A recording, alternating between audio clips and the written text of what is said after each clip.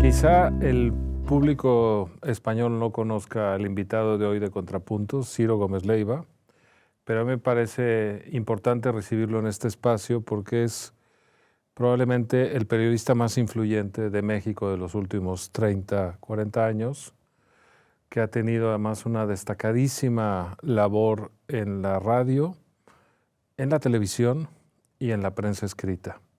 Y la forma en que ha luchado por los espacios y por cubrir asuntos y temas de la agenda pública mexicana lo colocan como una voz indispensable para entender la realidad de México. Así que para mí es un verdadero honor recibirte hoy, Ciro. Qué generoso, Ricardo, qué gusto. Gracias por la invitación, gracias a ustedes por la invitación. Muchas gracias. Qué generoso, te lo agradezco. Lo creo a pie juntillas.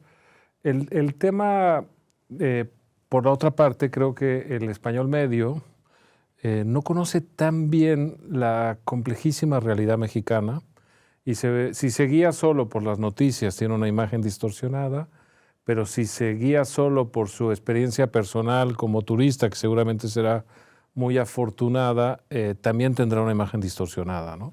Entonces, ¿por qué no intentamos, Ciro, velozmente, en grandes trazos, presentarle al público español la complejidad de la realidad mexicana? Bueno, lo hemos conversado en varias ocasiones, en distintas ocasiones contigo, lo hemos conversado con compañeros periodistas aquí en España. México es un país muy grande, es muy diverso. Cuesta mucho decir cómo es México, qué está pasando en México, en qué México. Estamos hablando de un país de 130 millones de habitantes. Podemos decir que la población que en México vive y puede satisfacer sus necesidades y que incluso puede tener ciertos recursos para consumo, bienestar, viajar y demás. Estamos hablando de millones y millones de habitantes, ¿no? No sé, no quiero entrar en números de qué tamaño es la clase media mexicana, pero estamos hablando de poblaciones pues no muy lejanas a las de países medios de Europa, de la Europa occidental. Y al mismo tiempo el país pobre, el país atrasado, el país que difícilmente tiene una oportunidad, los mexicanos que difícilmente tienen una oportunidad de entrar al mercado y a las oportunidades de un mercado, puede duplicar la población de un país europeo. Entonces, cuando hablamos de México, ¿de qué México hablamos? Del México de ciertas élites, que puedes decir son élites muy competentes, muy comprometidas con lo suyo, en disciplinas técnicas, en disciplinas creativas, en lo que sea. O estamos hablando de ese país atrasado, pobre, muy violento. Entonces lo dejo como preámbulo. No, y tú me dices por dónde nos vamos. No es ningún preámbulo, Sí. es la clave quizá para entender México, es el tamaño y la diversidad, sí, y la suma de Méxicos que hay detrás de esa palabra, ¿no? Pero todos están unidos por tristemente un hilo que condiciona la vida de todos, que es la violencia. ¿Cuándo piensas tú en tu experiencia que el país entró en esta espiral de la que no ha sabido salir? Yo siento que entramos en esta situación a finales de la década de los 90, ¿no? A finales de la década de los 90, cuando se va mediados de la década de los 90, después de los asesinatos políticos que se dan en el 93, 94, del pésimo final del gobierno de Carlos Salinas, el Estado mexicano pierde esa capacidad de control que incluía el control de las regiones y de ciertas actividades criminales. Y no hay una recuperación. Veía hace no mucho una entrevista con Neil Ferguson en YouTube a propósito de Trump y hablando de Trump. Era en una universidad, creo que era en la Universidad de Austin, Texas. Te estoy hablando hace 2 o 3 semanas. Y hablaban de las tarifas, los aranceles, Y con esa solvencia de historiador, él decía, no se preocupen tanto. dentro de 25 años sus nietos o sus bisnietos, cuando les pregunten cuál va a ser la gran historia de América en el primer cuarto del siglo XXI, Trump va a ser la segunda o la tercera historia. La gran historia va a ser la revolución que se está dando en torno de la inteligencia artificial. Si hacemos una analogía con México, yo te diría, hablamos mucho de cosas particulares, pero la narrativa del país, a partir de, pues, del inicio del siglo y muy específicamente a partir del 2005 por ahí, es una sola. Es la violencia. No hay una actividad, no hay un hecho, no hay una circunstancia, no hay un espacio que no esté marcado por la violencia. Jóvenes con los que colaboro, que están en sus 30, 20 y tantos, 30 años de edad, dicen, es que nosotros somos la generación del país de los 100 homicidios diarios. Cuando estás en esa situación, cuando estás ante esa circunstancia, pues todo lo demás se tiene que subordinar, pienso. Condiciona además la vida cotidiana, condiciona la vida económica, condiciona la temperatura moral del país, ¿no? Porque realmente hay una suerte de negación colectiva, porque si no, no puedes trabajar, no puedes viajar, no puedes vivir, no puedes formarte. Necesitas asumir que eso no existe hasta que te toca, ¿no? Y creo que esa ceguera voluntaria es uno de los grandes problemas a la hora de enfrentar la violencia, ¿no? Pues sí. Pero ahí está todos los días, está todo el tiempo, en donde sea tu actividad. Y desde luego, como ocurre, como ha ocurrido en la historia, como ocurre en otros lugares, quienes tienen mayores recursos, pues tienen una relativa mayor capacidad para protegerse, para custodiarse, ni siquiera diría protegerse, ¿no? Pero en las capas más bajas, que además de que no se pueden incorporar al mercado, que tienen todas las carencias tantas veces referidas, la violencia es mucho más brutal, ¿no? Estoy hablando del robo de las hijas, de la expulsión de sus poblados. Es una cosa, es el infierno. Ese es el infierno mexicano. O el cobro de pisos si pones un pequeño negocio, la extorsión que atraviesa también toda la actividad económica, ¿no? Que esa puede pegar también arriba, ¿no? Pero es mucho más brutal. Con la gente que tiene menos recursos, permíteme usar por segunda ocasión la palabra, para custodiarse. Claro. Para tratar de guarecerse. No, y sin seguridad todo lo demás se tambalea en realidad, ¿no? No hay nada más. ¿Cuál sería siguiendo un poco tu trayectoria, que has cubierto todo tipo de actividades ilícitas de grupos criminales, de gente que desde la política se salta la ley, etcétera, etcétera?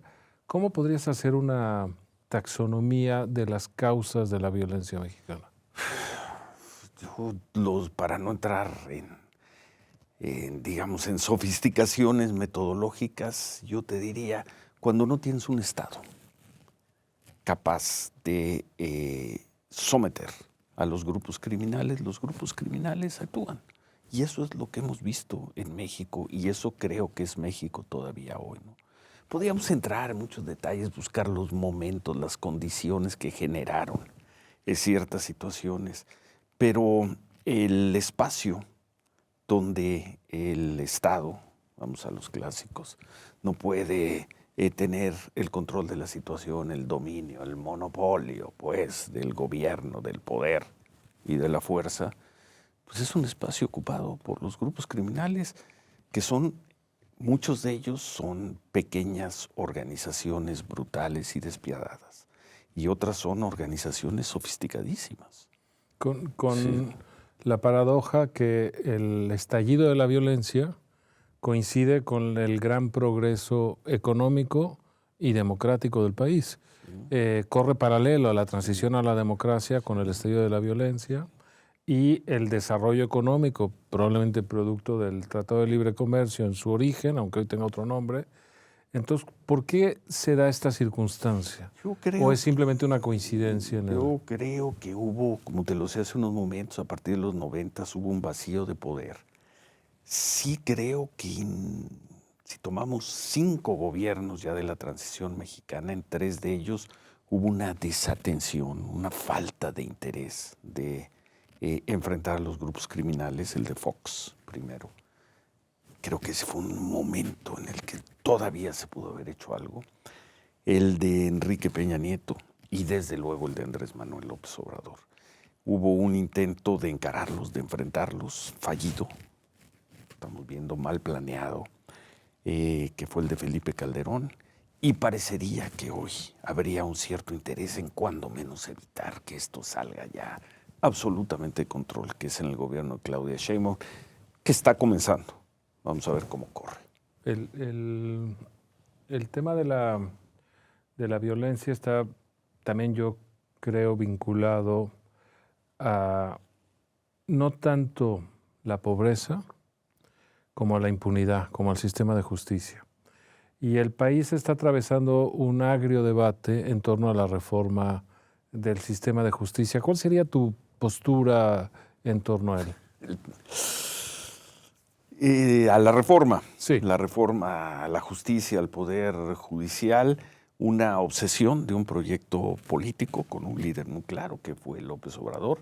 La obsesión fue rechazada en los cauces institucionales. Él lanzó una contraofensiva vía una iniciativa de gran reforma para prácticamente desaparecer a la Suprema Corte de Justicia, desmantelar el poder judicial como lo conocemos.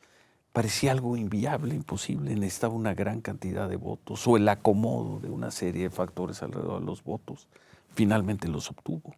Y quien ganó esos votos, el proyecto que encarna esos votos, el de Claudia Sheinbaum, yo creo que comparte esa visión de que la justicia está podrida, de que quienes están, sobre todo en las capas más altas de la justicia mexicana, se tienen que ir.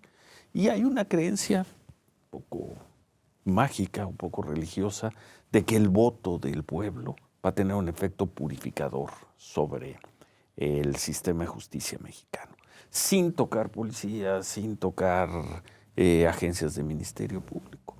No soy optimista respecto del aterrizaje de ese proyecto. Tampoco soy catastrofista. Por mi trabajo me ha tocado y he seguido infinidad de casos judiciales en 15, 20, 25 años y son terribles, ¿no? Entonces, cuando dicen es que se va a acabar el sistema de justicia en México, no. No es tan grave como pareciera. Aquí bueno, probablemente sea gravísimo, no lo sé, eso lo veremos. Claro. Y como periodistas lo trataremos de contar. Claro. Pero eso de que se va a acabar una forma de justicia en México que funcionaba, no lo sé. No lo sé. Es interesante porque, claro, el problema es tirar el agua sucia de la bañera sin tener recambio, ¿no? Sin tener el agua limpia de recambio. Sí. Ellos piensan que lo tienen. Claro. Ellos piensan que no solo es un agua limpia, sino que es un agua bendita. Es un agua que va a purificar. ¿Por qué? Porque el ciudadano mexicano va a elegir magistrados, va a elegir jueces, va a elegir ministros. ¿Dónde queda el mérito? ¿Dónde queda la trayectoria? ¿Dónde queda la independencia? Es una de las cosas más terribles de todo esto. Y lo hemos debatido fuerte en los medios, ¿no? Hay un poco de Herodes en todo esto, ¿no? Acaben con todos los niños menores de 2 años, acaben con todos los jueces. ¿Pero por qué? Así como hace un momento hace una crítica del sistema judicial mexicano, también he tenido oportunidad de conocer, de seguir, de estudiar a juzgadores de excelencia. Claro, incluidos ministerios públicos, ¿no? Incluidos, pues, aquí vamos por la parte de los jueces, sean jueces, sean magistrados o sean ministros de la Corte. Se van porque son jueces, punto, y porque esta reforma los echa a todos para afuera. Les da una oportunidad a los que quieran de reconvertirse de juez en candidato. Si eres un buen candidato y convences al número suficiente de electores, entonces puedes regresar a ser juez. Es perverso. Es totalmente perverso. Sí, además, sí. Es con qué mérito haces esa campaña, qué ofreces a cambio, cuál es la lógica que combina mérito judicial con electoral. Pero bueno, nos llevaría todo el programa. No me entusiasma, pero tampoco me coloco en el lado de que vamos a perder un gran sistema de justicia que no lo tenemos, que nunca lo hemos tenido. Evidentemente, y el reflejo es la violencia, porque se basa en la impunidad. Y ¿no? el decir a priori que lo que tendremos a partir de septiembre será peor de lo que teníamos, yo lo quiero ver. Ha cambiado mucho mi percepción y subrayo el adjetivo mucho. En nuestro programa de las mañanas hemos estado entrevistando a candidatos y ha cambiado considerablemente mi opinión, porque se tiene la idea de que todos los candidatos son promovidos por el partido oficial. No, de una diversidad de personajes que están buscando esas posiciones.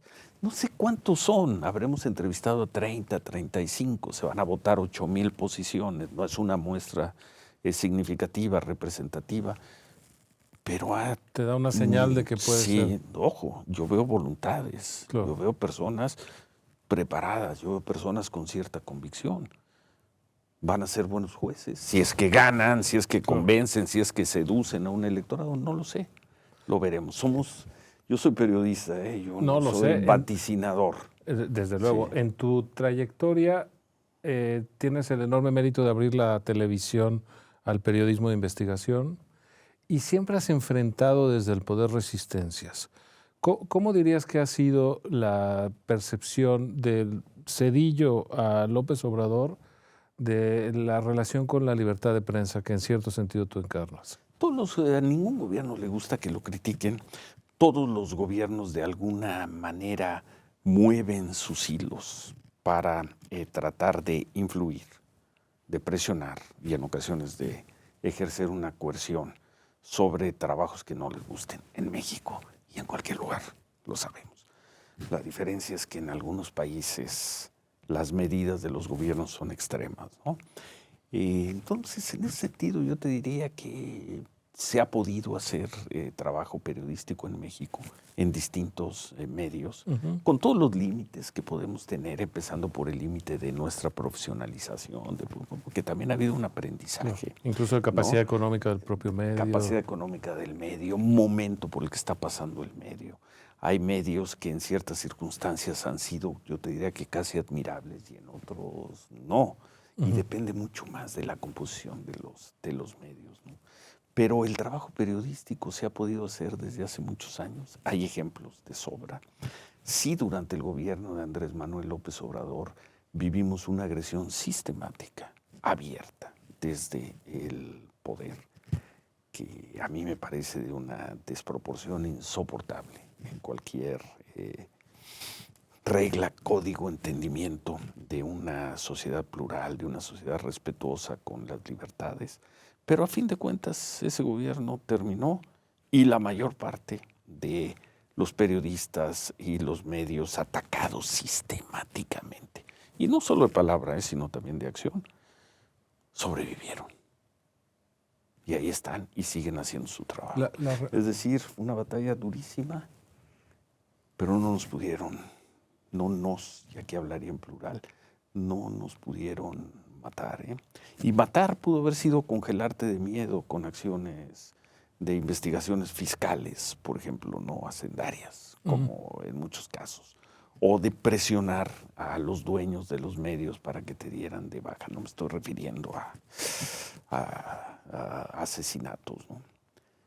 Ya terminó esa etapa y la mayoría, si no es que la totalidad de los medios agredidos desde el poder casi todos los días sobrevivieron. No es poca cosa. Algunos lastimados, ¿verdad? Claro. ¿No? Vendados, con parches y todo lo que quieras, pero sobrevivieron. En tu caso particular, tú decidiste casi como una pieza de convicción que ibas a mantener tu programa de televisión incluso después del atentado que casi te cuesta la vida, ¿no? Sí, sí. Un poco una forma de decirle al presidente López Obrador, aquí estoy y mientras tú seas presidente yo voy a seguir al frente del programa. ¿Es cierto esta intuición mía? Se combinan dos factores. Una, yo soy de los que pienso, los que vivo la vida a partir de ciclos. Yo creo en los ciclos. Yo creo que hay momentos para retirarse de ciertos espacios. Yo tenía, desde antes del atentado que recibí, que fue en diciembre del 2022, ya la idea de concluir mi participación en la televisión.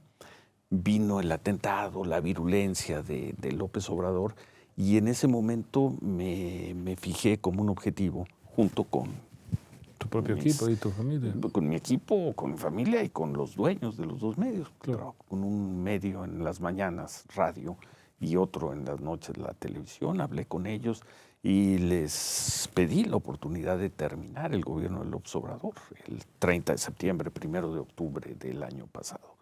Me dijeron que sí, no me creían que me iba a retirar. De hecho, yo me iba a retirar de los dos espacios, ¿no? En la radio me dijeron, sí, termina, pero ¿qué vas a hacer? ¿No? Pues, probablemente vaya a pasar una temporada a Madrid. Bueno, transmite desde Madrid. Acordamos, fueron muy generosos, fueron muy amables y estoy transmitiendo con ellos. Entonces, hay una combinación de factores como las historias. Uno, una decisión de finalizar un ciclo, otra, un hecho traumático en cuanto a que modifica muchas condiciones, muchas situaciones. Y tercero, pues cómo se acomodaron las cosas al final. Admiro mucho la forma en que respondiste al atentado, porque al día siguiente, a las 7 de la mañana, el 16 de diciembre, estabas al frente de tu noticiero, con la extraña sensación de ser la noticia, ¿no? Tener que dar tu propia noticia, porque obviamente cimbró ese atentado a la opinión pública mexicana, ¿no? Sí, el atentado fue a las 11:10 de la noche. Del 15, ¿no? Del 15, jueves 15 de diciembre. Y el programa empezaba a las 7 de la mañana del viernes. Y bueno, pasaron una serie de cosas. Yo declaré ante el Ministerio Público en casa de un amigo vecino, que además político, de esos políticos que parece que llaman a las conspiraciones, pero bueno, declaré. Llegaron ahí un par de amigos míos y me recomendaron no ir al programa. Me decían que porque estaba muy cansado, muy alterado. Y yo les dije que por qué no iba a ir al programa. Uno ya había mandado un tuit, creo que en ese entonces todavía eran tuits. Así es, era en el 22 sí. todavía no pasaba a ser X, con fotografías de la camioneta diciendo que estaba bien. Si estaba bien, ¿por qué no ir al programa? No, y además era una forma de cortar las especulaciones que habían empezado. Pero lo primero era, si yo estoy bien, ¿por qué no ir al programa? Porque estaba muy cansado, porque me quedé dormido, porque estaba muerto de miedo. Todo eso era legítimo, ¿no? Segundo, me daba cuenta, no tenía tiempo de leerlo, pero veía mi teléfono y veía el movimiento que estaba teniendo la noticia. Contesté unas pocas llamadas, algunas de ellas de mi equipo de producción, de información, y me decían, es la batalla, se está dando una batalla tremenda en las redes. Bueno, ¿por qué no ir al programa a tratar de cortar los rumores, la sevicia? Porque por un lado había mucha sevicia y por el otro lado también había un enorme respaldo, un acompañamiento, incluidos muchos compañeros, ¿no? Entonces, ¿por qué no iba a ir? Y tercero, como periodista, me estaba dando cuenta también de que la historia, noticia del día, sin duda, bueno, ¿no? tenía la mejor crónica, desde la mejor posición para darle esa mañana. Claro. En una primera persona que yo sabía, y aquí entramos ya a la parte periodística, que esa mañana yo tenía que ser especialmente cuidadoso con la crónica, ¿no? Difícil, porque pues, digamos que todavía me estaban temblando las manos. Entonces, ¿por qué no iba a ir? Aquí la pregunta, cuando me dicen, ¿cómo fuiste? Mi respuesta es, ¿y cómo no iba a ir? Claro. ¿Por qué no iba a ir? El tema era también que cuidaste mucho de no caer en la especulación, en la acusación, por más que pudieras tener alguna intuición, que hubiera sido peligroso, ¿no? En cierto sentido, el dejarse llevar por la emoción a flor de piel. Sí, una de las síntesis que se estaba haciendo, sobre todo en las redes sociales, pero también en WhatsApp, amigos que suelen ser prudentes, mesurados, me decían, acúsalo, fue él, porque además un día antes López Obrador había dicho un comentario muy desafortunado. Había dicho que quien escuchara o viera mis programas iba a incrustar un tumor en el cerebro. Fue él, es la violencia, su violencia desencadenó esto. Pero en esa circunstancia yo decía, no tengo una forma de vincular la agresión verbal con los disparos. ¿Por qué? ¿Qué tiene que ver? ¿Cómo los ligas? 2 años y medio después, no tengo cómo vincularlos. Entonces, has explicado que manejas como líneas, franjas de aproximación al posible autor intelectual del atentado, ¿no? Sí. Por una parte, bueno, sí es una venganza personal y has hecho una reflexión sobre eso. Por la otra, sí es más bien el clima de descomposición de la violencia, en donde es fácil que cualquiera quiera En un país ejercerlo. en donde matan a 100 personas o 90 Te personas. puede tocar todos hasta los por días. lotería, ¿no? Pues, La otra posibilidad es alguna no línea. es fácil en esa posibilidad que alguien contrate a una persona. Si quieres te las planteo y me dices Sí. la tercera, lo has dicho tú, es, bueno, alguna de las líneas de investigación abiertas en tu programa, porque has tratado temas delicadísimos, muchos vinculados con el crimen organizado o con la corrupción a altísimos niveles de la política.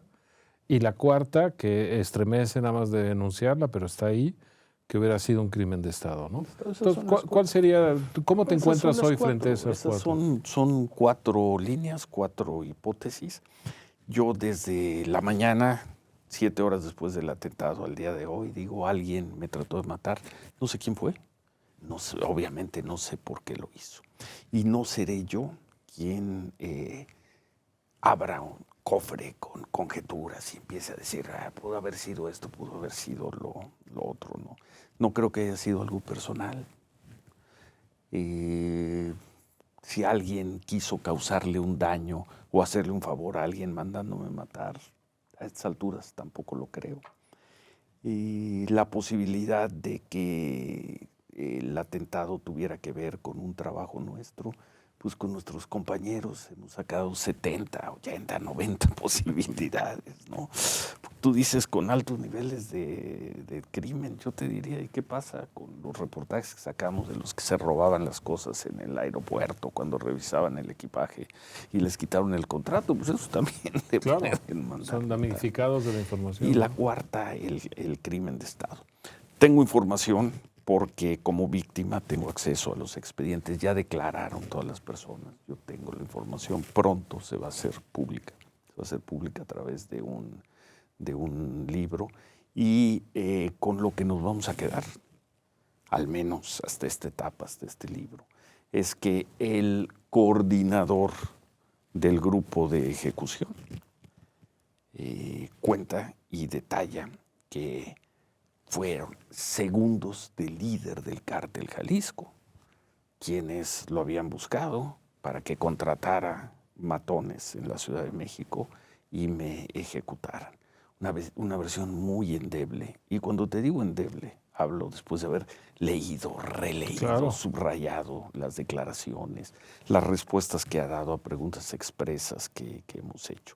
Entonces, por lo pronto nos vamos a quedar con eso. Es una versión que he buscado todo lo que sacamos sobre el cártel Jalisco. Y no tiene pies ni cabeza, pero al parecer ahí nos vamos a quedar por lo pronto. El proceso de investigación, en tu caso, ¿te ha llevado a entrar en contacto con el autor material del atentado, inevitablemente? Sí, he estado con ellos en las audiencias. 8 metros de distancia. Y me ha conmocionado para bien la forma casi filosófica en que estás enfrentando esta situación, la idea de la no venganza, la idea del trabajo de la justicia. ¿Por qué no compartes con el público español tu postura ante este hecho que a mí me rebasaría sin duda? No, bueno, finalmente, a ver, dividamos en dos. Es un grupo de... En este momento quedan 5 personas ahí que se asociaron para matarme, les pagaron para que me mataran.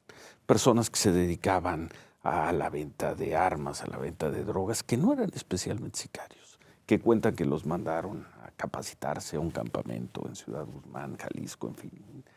Y ellos respondían a la otra parte, jefe, a quien por cierto apodan el patrón, que se fue a Estados Unidos, lo tuvieron en Estados Unidos, lo sacaron acá, también está siendo procesado. Bueno, las 5 personas de la célula de ejecución, pues eran unos matones que fracasaron y pagaron, están detenidos. De hecho, nosotros tenemos la posibilidad, nosotros y la Fiscalía, de concederles el beneficio del juicio abreviado. Es es decir, si se declaran culpables, pueden pedir y nosotros conceder que se les dé la pena mínima establecida por las leyes mexicanas. ¿Y tú no tendrías inconveniente en eso? De hecho, ya lo hicimos. Ya lo hiciste. No, ya lo hicimos en acuerdo con sus abogados. Hubo una sesión el 31 de marzo y se debe ya oficializar en los próximos días. ¿En qué cambia mi vida? Si el Bart, por ejemplo, el más famoso de ellos, el que disparó, que además ha dado entrevistas, es un personaje, está 40 años en la cárcel o está 14, que al parecer es lo que van a estar. ¿En qué cambia para mí la situación? No, curiosamente, él, por raro que parezca, no, tú eres solo su objeto de trabajo. No es algo personal, entre comillas, ¿no? Y por lo tanto, él no es el peligroso es quien lo contrató, ¿no? Pero el que lo contrató dice que no hay nada personal, que era un negocio. Y además un negocio del que no se podía escapar porque lo estaba presionando el Cártel Jalisco. Bueno, entonces, hay un punto, lo toco en el libro y además no se trata de entrar en una competencia política con él, pero Salman Rushdie, en su libro, que supongo habrás leído, Cuchillo, que se publicó el año pasado, sobre el atentado que sufrió también en el 22. Claro, estaba dando una lectura en una biblioteca y lo apuñalaron, ¿no? Sí, en una universidad. Así es. En una universidad de Nueva York. Y él llama y además le dedica largas páginas, amplias páginas, y llama asno al tipo que lo atacó. Sí, lo desprecia, lo ridiculiza, sí, ¿no? Yo digo, yo llamando en México, llamando asno. Insisto, no es una competencia de corrección política, no. Ellos trataron de matarme, fracasaron, los detuvieron, están pagando, van a tener que pagar. Si se les puede conceder el beneficio de que se lleven la pena mínima, yo no tengo ningún problema. Mis abogados tampoco lo tienen. Claro, para eso se tienen que declarar culpables, algo que ya lo hicieron. Otra historia. ¿Y no tendrían que dar algo de información al menos? ¿O ellos no tienen tanto? Ya la dieron. Esa es la condición, ¿no? La condición de todo este proceso. Es que se declaren culpables y aporten información. Ya la aportaron desde abril del año pasado, ¿no? También la conozco en detalle, como mi estudio. Obviamente. Y no se va a llegar mucho más allá. Que además son declaraciones concertadas y tienen una cierta lógica. Quedaría el caso de quien los contrató, del patrón, de Armando Escárcega. Él probablemente tenga más información. Con él tendremos todavía que revisar si se le concede el beneficio del juicio abreviado, procedimiento abreviado. Pero eso pues, yo creo que se dará hacia finales de este año. ¿Y estás preparando un libro que cuentas el proceso del atentado? ¿Es un libro de sanación? ¿Es un libro...? Es un relato que en principio como nombre de proyecto se va a titular No me pudiste matar. Y trabaja sobre 3 líneas de supervivencia, pero supervivencia desde la lógica de que te tocó estar ahí. Tú hiciste un poco lo que tenías que hacer, no hay heroísmo, tampoco hay una malignidad, pero hay una supervivencia, desde luego, al mundo criminal, al atentado en sí, y ese mundo criminal toca con el México criminal. Hay una supervivencia profesional, y bueno, también profesional, a la agresión de 6 años del gobierno de Andrés Manuel López Obrador. Y finalmente, y ahí tomo el concepto de Szymborska, de Wisława Szymborska, de que la vida sigue, ¿no? Porque si después de una guerra nadie levanta las cosas quedan tiradas, ¿no? Si nadie limpia la sangre, ¿quién la va a limpiar? Yo estaba en una posición finalmente yo tuve mucha suerte. No me pasó nada. A mí me salvó un buen blindaje de una camioneta que no era mía, que me habían dado muchos años antes, casi por azar. Y yo tuve mucha suerte. Por supuesto hay un trama, hay una afectación, hay todo. Bueno, pues, probablemente haya la pérdida por un tiempo de mi patria, o por mucho tiempo de mi patria, hay una pérdida. Pero no quedé paralítico, no quedé ciego, no quedé desfigurado. No atentaron contra tu familia. No se metieron con nadie, no hubo una bala descarriada que matara a una persona que iba caminando por ahí. Entonces yo tuve mucha suerte. Y al mismo tiempo, y no lo digo en un tono engreído, al mismo tiempo el atentado me dio el blasón de sobreviviente de un atentado, periodista sobreviviente de un atentado. Y eso también cuenta. Eso también cuenta. No lo hubiera querido, no lo busqué. Pero eso también ocurrió. Entonces, son una combinación de factores y hechos que frente a eso sigo viviendo, no sigo viviendo. No me pudieron matar físicamente, no profesional, no te pudieron políticamente, callar, ¿no? Y tampoco me quitaron las ganas de vivir, al contrario, ¿no? Yo tenía 65 años, la noche del atentado, y también cuando salí ya después de estrés postraumático, 30, 40 días después del atentado, cuando empiezas a ordenarte, dices, tampoco me queda mucho más. ¿Cuántos años me quedan para la decrepitud, para la andadera, para el bastón, para pensar que todavía te va a trabajar en algo la cabeza? 12 años, 9 años, 15 años, 17 años. No es un lapso muy largo y lo quiero vivir. Y lo quiero vivir con deseo de vivirlo. Esa es la historia. Dos cosas, Ciro, muchas gracias por esto. Me conmueve tremendamente escucharte. Y entiendo que ha cambiado tu vida, pero has sabido al mismo tiempo mantener las constantes que la rigen desde que empezaste en la profesión, ¿no? Y me gusta más que estés buscando respuesta en la poesía, Szymborska, o leyendo a Rushdie para ver ecos de alguien que... Bueno, ese lo leí con mucho interés. Por supuesto, Rushdie, ¿no? Sí. Y en ese sentido admiro mucho la forma en que te has plantado ante el hecho, ¿no? Pero tocas dos temas que están relacionados. Uno, los periodistas que no tienen esa suerte en México. Entiendo que no se puede hablar en general, sino que cada caso concreto hay una historia. De hecho, es algo que tú has cubierto muy bien como periodista. Cada crimen obedece a unas causas y hay una razón, pero todos están unidos por la violencia insoportable que sufre la profesión en México. Y dos, la singularidad, perdón por el adjetivo, lo estoy diciendo yo, monstruosa que significó el gobierno de López Obrador contra la prensa, ¿no? Entonces, ¿por qué no vamos por cualquiera de las dos? Decía hace unos minutos que el hilo conductor de la historia, de la narrativa y de la vida cotidiana en México es la violencia. También lo ha sido con el periodismo, ¿no? Entonces, lo que ocurrió conmigo, independientemente de quién fue y por qué, se tiene que inscribir en esa intemperie que es México. Por cierto, yo hago 3 homenajes directos en este libro, en este relato, ¿no? Periodista secuestrado de Guadalajara, con quien pude convivir. Un periodista de Sinaloa, asesinado a partir del seguimiento que le da una nota que presentamos en la televisión. Y un periodista de Sonora que se salva milagrosamente de un atentado y que está hospitalizado y me da en vivo, en directo, como dicen aquí, la primera entrevista al salir del hospital. Entonces hago un retrato para Paco. Eso es México. Es un país violento, es un país peligroso. ¿Qué? Por un lado y por el otro. Bueno, López Obrador vamos a ver ahora, ¿no? Pero hay un crimen. Eso es un gobierno criminal.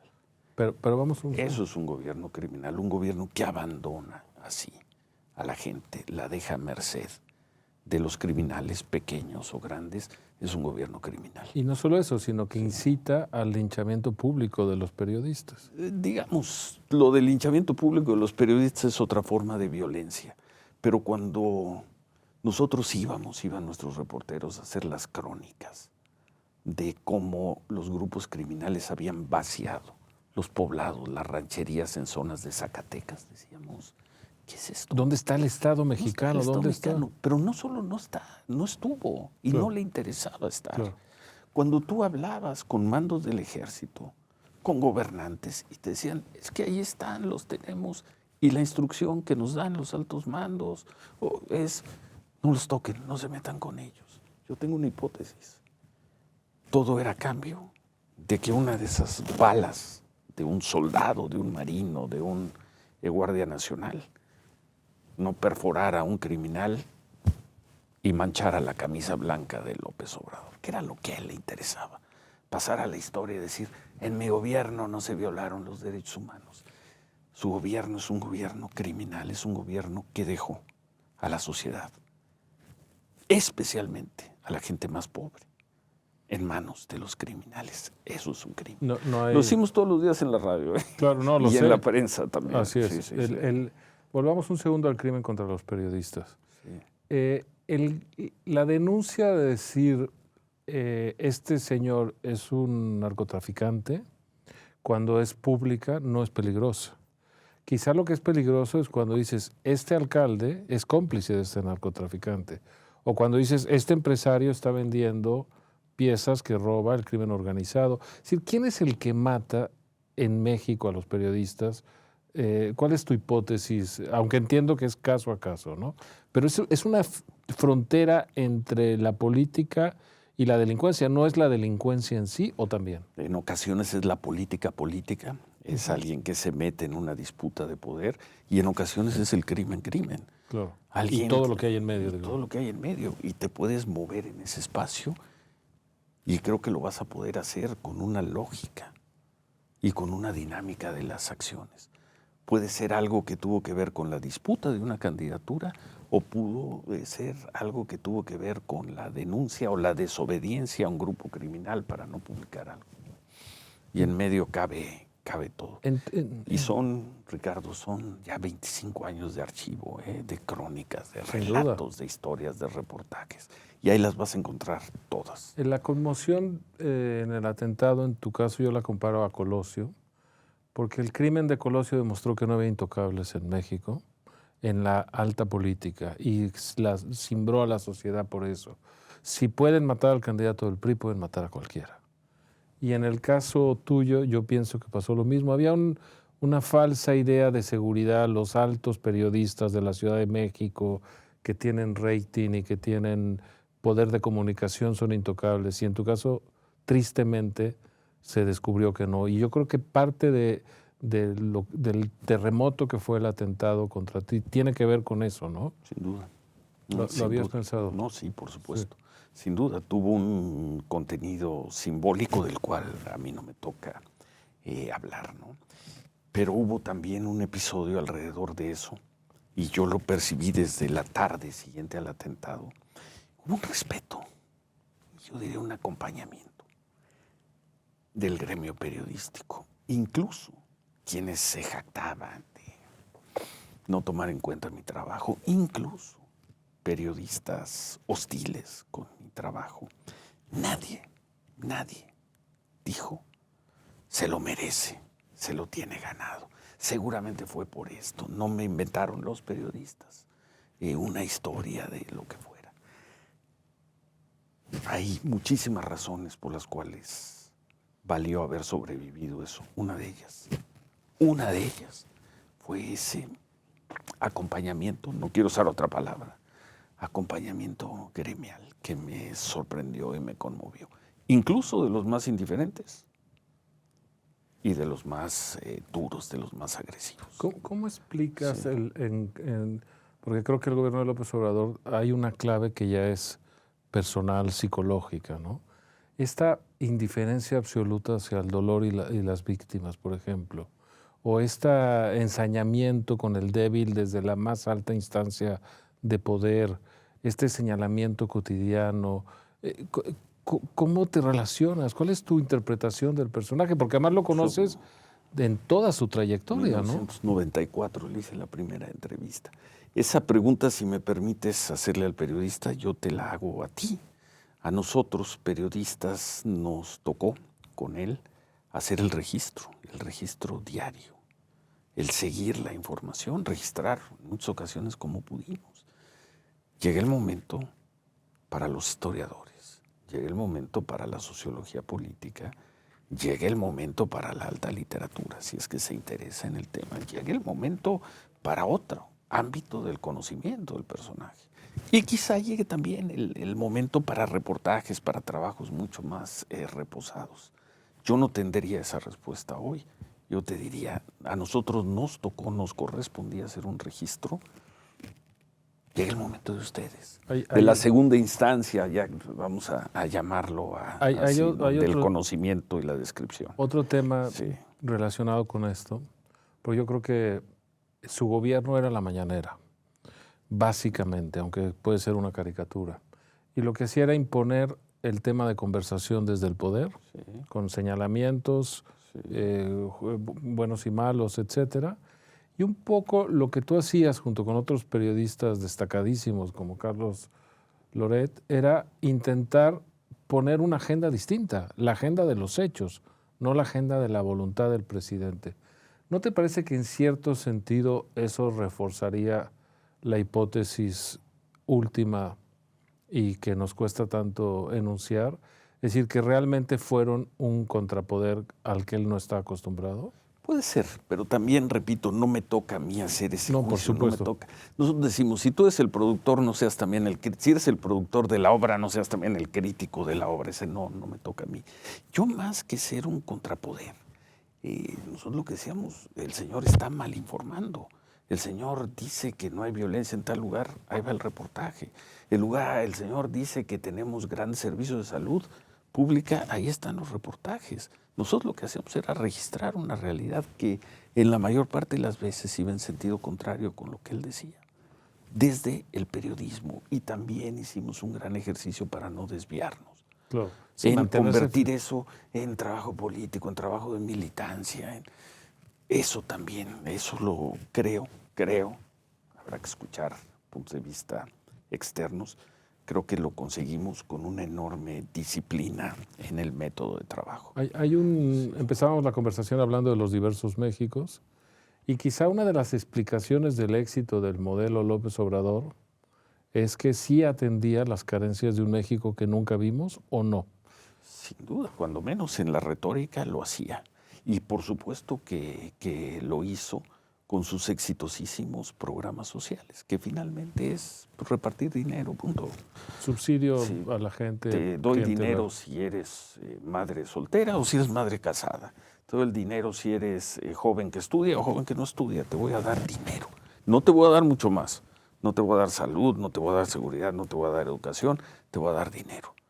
Y millones de personas tomaron ese dinero y votaron por ellos. Aunque también la clase media votó por ellos y los primo votantes votaron por ellos y las mujeres votaron por ellos también. Pero eso ya es otro, tema. ¿Cómo te explicas, y esto sería como quizá al final de la conversación, aunque daría para muchísimo más, las líneas de continuidad, pero también las líneas de ruptura de Claudia Sheinbaum? Porque me decías que no eres tan pesimista en torno a su gobierno y que hay algunas señales que te gustan, ¿no? Más que me gusten. Uno, ella es el tronco común con López Obrador, es su proyecto, son sus conceptos, son sus ideas en general, es el tronco. Por supuesto, ella le impondrá un sello a su gobierno. Que veo más que decir que me entusiasmen. Uno, una separación del poder López Obradorista. Claro, tajante, al séptimo mes, puedes decir, se está dando. Por más de que el hijo de López Obrador sea el secretario general del partido, hay una separación, hay un aislamiento de una parte del López Obradorismo. Segundo, cuando menos en dos temas, nos consta por el seguimiento diario, hay un viraje notable del sentido de gobierno. El tema de la seguridad, no sé si van a tener éxito o no, pero hay un viraje. Están, cuando menos, tratando de contener a los grupos criminales. Y dos, hay una sensibilidad, creo que muy notable, en el tema de la salud pública. Entonces, más que ser optimista... Que eran dos carencias gigantescas heredadas.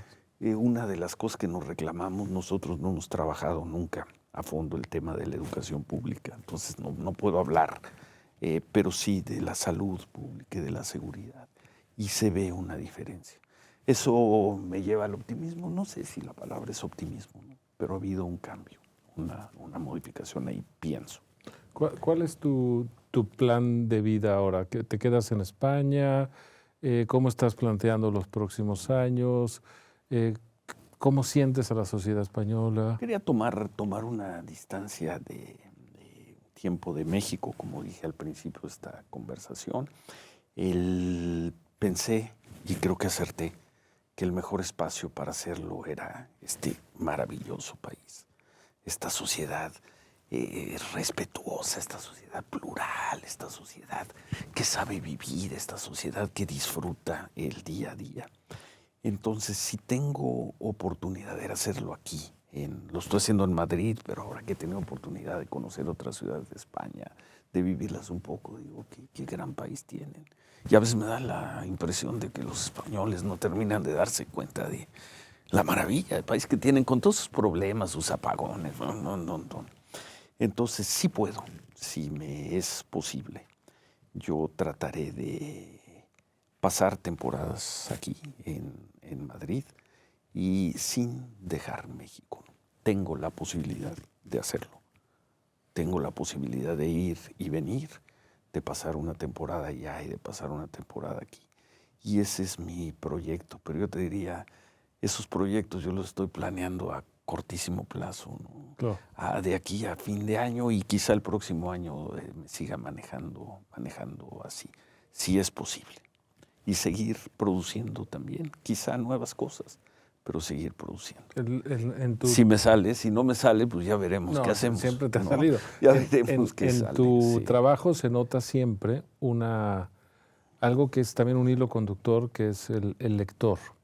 Y yo creo que, digamos, las capas de lectura y por lo tanto de sofisticación cultural te dan una cierta aproximación a la realidad distinta que el periodista de batalla, ¿no? En ese sentido, ¿no te has planteado darte un espacio más profundo como escritor? No, yo no soy un escritor. Yo, en todo caso, en algunos momentos hice crónica.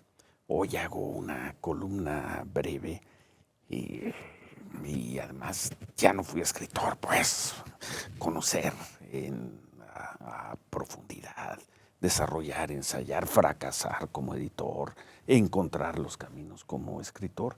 Pero yo te diría que mi gran placer profesional de octubre a la fecha ha sido regresar a la prensa escrita, ¿no? Volver a tu columna, ¿no? Haber podido escribir con razonable calma o reescribir, porque ya lo había escrito. El libro me entusiasmó mucho. Entonces, si tengo oportunidad más adelante de hacer crónicas, de hacer reportaje, de quizá pensar un proyecto para un nuevo libro, lo haré. Pero los escritores son los escritores. Perfecto. Otros hacemos crónicas, reportajes. Ciro, muchas gracias por esta conversación. Gracias, Ricardo. Y gracias por la apertura a hablar de un tema tan delicado como tu atentado. Muchas gracias. Me gustaría terminar, como hago con todos los invitados, preguntándote, es una pregunta extravagante, una a una, pero en el conjunto está formando una suerte de biblioteca, que nos dijeras un libro que el lector español no puede pasar por la vida sin haber leído.